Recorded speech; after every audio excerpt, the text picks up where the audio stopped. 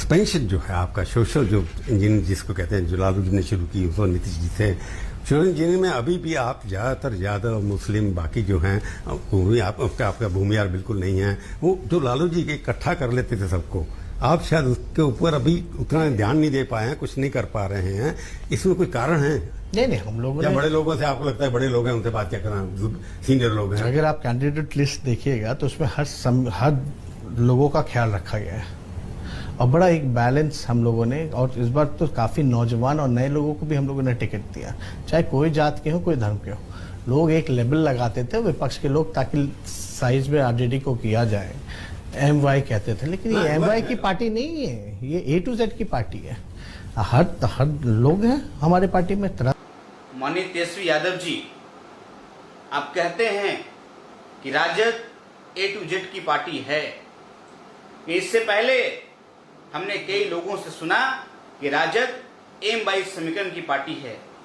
चलिए, अच्छा है कि आप सभी जाति सभी धर्म के लोगों को एक साथ लेके चलना चाहते हैं, सभी को बराबर का अधिकार देना चाहते हैं। लेकिन क्यों भूल जाते हैं कि जिस A to Z की आप बात कर रहे हैं उसमें जो पहला अक्षर आपका A है, उसी A से अंसारी समाज की शुरुआत होती है। आपने अंसारी समाज के लिए क्या किया? आप पूरे बिहार में 243 विधानसभा की सीट है, इस समाज का एक विधायक नहीं है। पूरे बिहार में 75 विधान परिषद का सीट है, इस समाज से एक भी मेंबर विधान परिषद में नहीं है।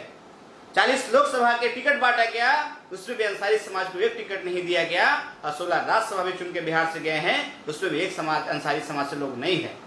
कौन सा सोशल जस्टिस की बात कर रहे हैं? कौन सी A to Z की पार्टी की बात कर रहे हैं जिसकी आबादी इतनी बड़ी है कि पूरे बिहार में अंसारी समाज की आबादी 11% है, और इस 11% को आप नजरअंदाज करने का काम किया है। ये तो हमारी समाज सीधा साधा भोला भाला है कि आपसे सवाल नहीं करता है। हमारे समाज के लोग आपकी पार्टी में 15, 20, 25, 30 साल से लगातार झोला ढो रहे हैं।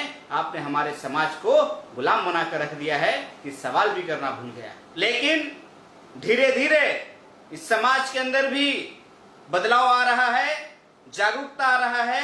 ये समाज भी अपने हक अधिकार के लिए जागरूक हो रहा है। वो दिन दूर नहीं कि आप जहां जाएंगे वहां समाज सवाल करेगा कि A to Z की पार्टी में अंसारी कहां है, तो आप जवाब नहीं दे पाएंगे। अभी 7 अगस्त को आपने मंडल दिवस के मौके पर आपने जातीय जनगणना को लेकर के पूरे बिहार के मुख्यालय पर धरना प्रदर्शन कराने का काम किया। ये अच्छी बात है कि जातीय जनगणना होना चाहिए, सभी को पता चलना चाहिए कि किसकी कितनी आबादी है, उसके हिसाब से उसके सामाजिक और आर्थिक स्तर का पता चल पाएगा। आपने भी एक लेटर लिखा माननीय मुख्यमंत्री जी को, जिसको मैंने भी आपके सोशल मीडिया पे देखा। आपने उसमें सीधा सीधा लिखा है कि हिंदू धर्म के अति पिछड़ा और पिछड़ा के आर्थिक और सामाजिक स्थिति के लिए जातीय जनगणना होना जरूरी है।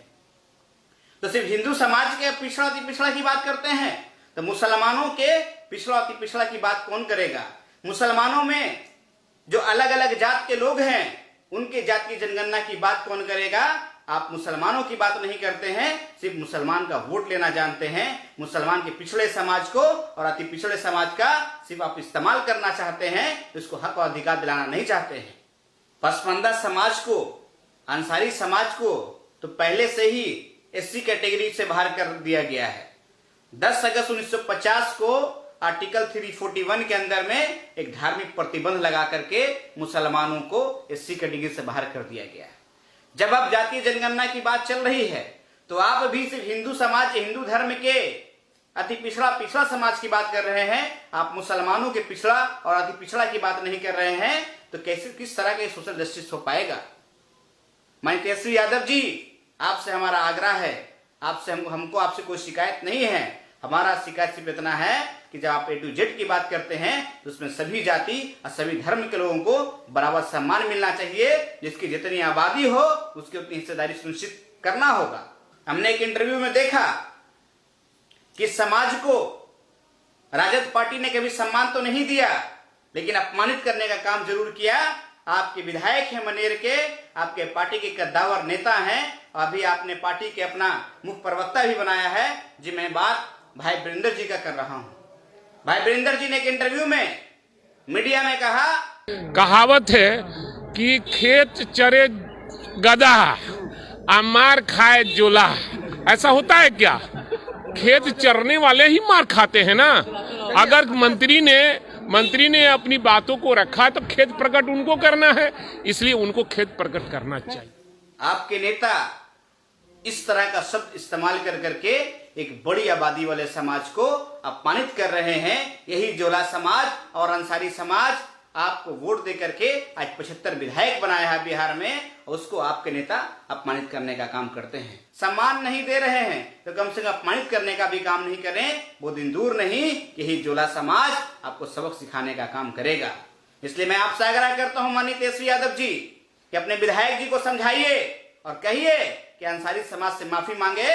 जितने भी राजद में अंसारी समाज के लोग हैं, मैं उनसे भी आग्रह करना चाहता हूं, कितने गुलाम हो चुके हैं आप कि आपको आपके पार्टी का नेता पूरे समाज को अपमानित करने का काम कर रहा है, लेकिन उसके बाद भी आपकी एक प्रतिक्रिया नहीं आई है।